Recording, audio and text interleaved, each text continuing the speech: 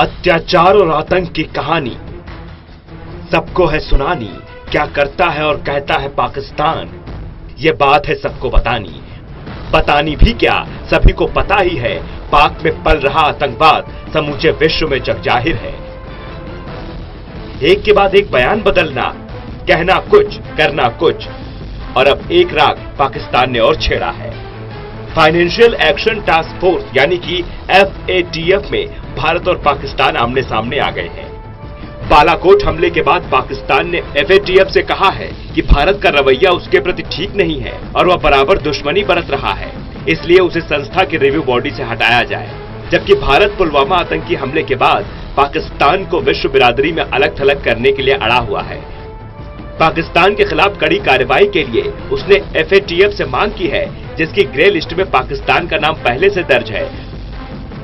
भारत का कहना है कि पाकिस्तान अपनी सरजमी से आतंकी गतिविधियों को अंजाम देता है, इसलिए FATF उसे ब्लैकलिस्ट करे। पुलवामा हमले और बालाकोट में भारतीय सेना की हवाई कार्रवाई के बाद दोनों देशों में तल्खी कुछ ज्यादा बढ़ गई है।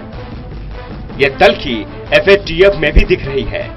पाकिस्तान ने FATF को भारत के एशिया प्रशांत संयुक्त समूह के सह अध्यक्ष पद से हटाने का अनुरोध किया है।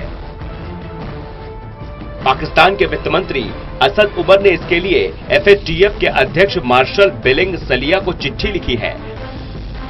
पाकिस्तान का मानना है कि टास्क फोर्स में भारत के रहने से इसके कामकाज पर असर पड़ रहा है। उमर ने पत्र में लिखा है, पाकिस्तान के प्रति भारत का रवैया जग जाहिर है। हाल में पाकिस्तानी क्षेत्र में बम गिराया जाना भारत के दुश्मनी वाले रवैये का एक और उदाहरण है। दूसरी ओर FATF के निर्देश पर पाकिस्तान ने जैश-ए-मोहम्मद सहित प्रतिबंधित संगठनों में एक समूह को उच्च जोखिम श्रेणी में डालने का फैसला किया है। पाकिस्तान ने आतंकी गतिविधियों की निगरानी और फिर से जांच शुरू कर दी है।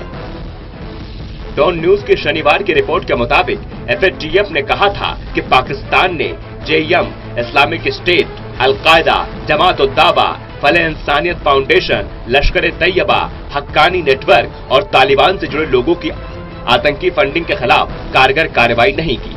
एक अधिकारी ने शुक्रवार को कहा कि अब इन सभी समूहों को उच्च जोखिम संगठन करार दिया जाएगा और देश की सभी एजेंसियों और संस्थाएं इसकी अच्छी तरह से जांच करेंगी। पिछले साल जून में FATF ने पाकिस्तान को ग्रे लिस्ट में डाला था और कहा था कि आतंकी गतिविधियों पर रोक लगाने में पाकिस्तान नाकाम रहा है, इसलिए उसके खिलाफ कार्रवाई बनती है।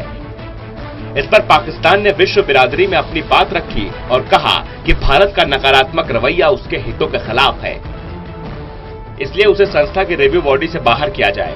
पाकिस्तान ये भी कहता रहा है कि भारत FATF के नाम पर राजनीति करता है।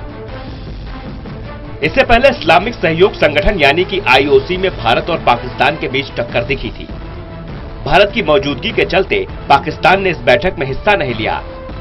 IOC ने भारत को इस बार गेस्ट ऑफ ऑनर के तौर पर आमंत्रित किया था, जिसमें विदेश मंत्री सुषमा स्वराज ने हिस्सा लिया।